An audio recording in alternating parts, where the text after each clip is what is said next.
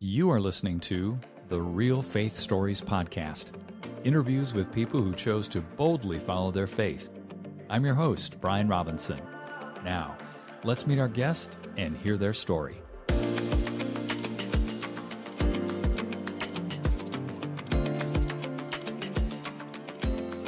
Welcome back to Real Faith Stories. This is Brian Robinson. It's been 2 years since I last posted an episode. At the time, I simply felt I should step back and had no certainty whether I'd return. Now, going forward, episodes will be brief, released when I feel compelled to bring you a key idea or when I meet someone whose story just has to be shared. Also, I have a very exciting announcement that I believe will resonate deeply with you. In a few weeks, I plan to launch the website discovermypurpose.com, where you'll find a powerful calling assessment. I'll share more details when they're available. That's enough for housekeeping today. I want to take you into Matthew 7, verses 13 and 14. And by the end of this episode, I want to leave you with 10 practical ways to actually walk the narrow way in your everyday life. The scripture says, "Enter through the narrow gate, for the gate is wide and the way is broad. That leads to destruction. And there are many who enter through it. For the gate is small and the way is narrow. That leads to life, and there are few who find it." The Greek word behind narrow in Matthew 7, 13 to 14 is Thlibō. Its root meaning is remarkably physical: to press, squeeze, or compress, like pressing grapes or being hemmed in on both sides by a crowd or narrow canyon walls. It carries a sense of constriction under pressure. Now, the reason this is significant is the word is not merely describing a gate that is geometrically small. It implies a way that presses in on you as you walk it, one that constrains, disciplines, and even afflicts the traveler. You cannot bring everything through it. You have to turn sideways, shed what is excessive, and be willing to be uncomfortable. This stands in deliberate contrast to the wide road. And the language for wide is palatia, from which we get plaza, spacious, easy, requiring no adjustment to yourself or your baggage. The implication here is Jesus isn't merely saying the path to life is hard to find. He's saying it's a path that presses you. The constriction is part of the journey itself. The squeezing is not incidental. It is, in a sense, formative. It shapes the traveler. That's a far richer image than narrow the English suggests, which tends to sound merely restrictive. The Greek word suggests something much more like refining pressure, the kind that grapes know before they become wine. Now, a natural extension of the core meaning of narrow is focused. In other words, the narrow way is also a focused way. When someone is pressed or squeezed into a confined channel, the result is not just restriction, it's concentration and direction. Think of water spread across a wide plain. It meanders and dissipates, but press it through a narrow canyon and it gains both force and focus. So the root word for narrow way legitimately implies three things. First, a way that eliminates distraction by its very constriction. Second, a path where you cannot wander left or right. The walls keep you aimed.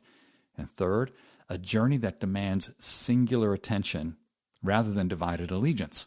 This connects powerfully to the broader Sermon on the Mount context. Jesus has just spent previous chapters describing what undivided devotion looks like. Single eye, one master, seeking first the kingdom. These are all in Matthew chapter 6. The narrow way is the natural culmination of that theme. A path so focused it won't allow the double-mindedness that the wide road permits. The wide road, by contrast, accommodates everything. Every competing loyalty, every hedged bet, every half commitment. It's broad precisely because it makes no demands on your direction. So, focused would be a fair and honest rendering of what the narrow way implies. Not focused in the sense of mere intensity, but focused in the sense of a life aimed at one thing, squeezed free of what would pull it sideways. On the other hand, the wide road feels like freedom. It's a plaza, open, undemanding, requiring nothing of you. You can bring all your baggage, all your divided loyalties, all your options kept carefully open. It looks like liberty. But a plaza is going nowhere in particular. Spaciousness without direction is just wandering, and Jesus says it leads to destruction, which in the Greek is the word meaning ruin, waste, and loss of what something was meant to be. The narrow way feels like constraint, and it is, but what it constrains is precisely what enslaves you. The competing masters, the anxious striving, the impossibility of serving both God and wealth, and the exhausting performance of righteousness for human approval. The pressing walls of the narrow road squeeze all of that out. What remains is a person freed to move in one direction with their whole self. This is the same paradox Jesus states plainly in John 8:32. The truth will set you free. This was spoken to people who insisted they were already free and couldn't see their own bondage. And it echoes what Paul works out in Romans, that the person who follows every appetite is not free, but enslaved to the appetite itself. True freedom, biblically, was never the absence of constraint. It was always being rightly ordered, aimed at what you were made for. The narrow road doesn't restrict your freedom. It is freedom finally found. So the question isn't whether the narrow way is real. The question is, are you walking it? And if you're honest, maybe like me, you found yourself drifting toward the plaza more than you'd like to admit. So let me leave you with 10 practical ways to actually walk the narrow way in your everyday life. Not as a checklist, but as an invitation to a more focused, more free, and more intentional life. Here are 10 practical ways to walk the narrow way. 1. Identify your competing masters.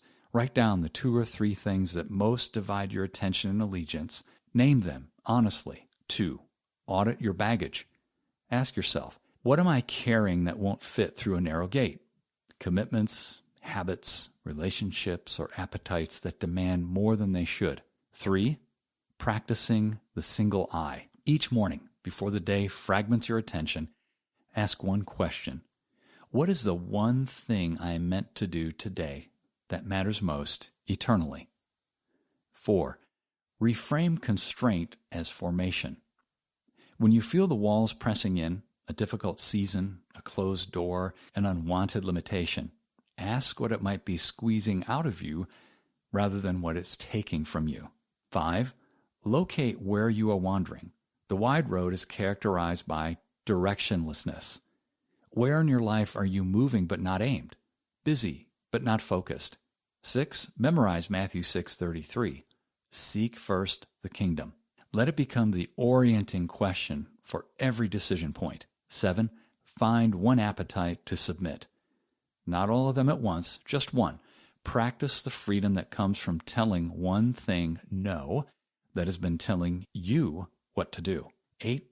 Talk to someone about your bondage. The things that enslave us rarely survive honest conversation with a trusted friend or mentor. 9. Visit discovermypurpose.com when it launches and take the calling assessment. Knowing what you're aimed at makes walking the narrow way far more intentional. And 10. Come back. The narrow way is walked in community over time with repetition. Subscribe and return when the next episode drops. The narrow way has always been there. It isn't new and it isn't complicated, but it is demanding. And that demand, as we've seen today, is not your enemy. It's your liberation. So take one step, just one. You don't have to carry everything through that gate. In fact, you can't. But you can begin. And that's enough for today. Thanks for being here. Until next time, keep pressing through that gate.